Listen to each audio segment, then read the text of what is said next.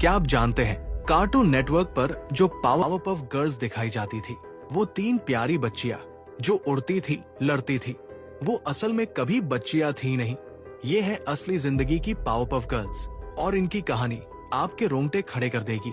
साल 1958, Nevada, America.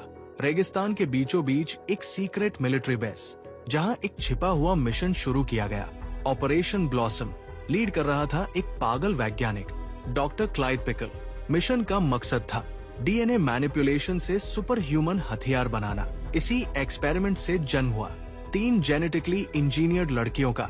Emily, जिसकी ताकत इंसानी हद से बाहर थी। रोज, जो दिमाग से ही मशीनों को कंट्रोल कर सकती थी।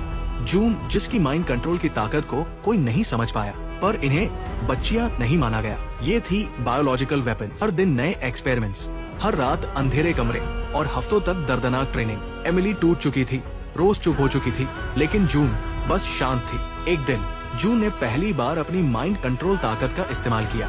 डॉक्टर पिकल को ही हिप्नोटाइज कर दिया और उससे गलती से कॉलर रिमोट छुड़वा लिया। उसी रात तीनों लड़कियां आजाद हो गई। एमिली ने दीवारें तोड़ी, रोज ने बेस का पूरा सिस्टम हैक कर दिया और जून पूरे सुरक्षा दस्ते को एक पल में भूल जाओ कि हमने कुछ देखा कहकर बेहोश कर गई। तीनों वहां से निकल गई बिना कोई सुराग छोड़े।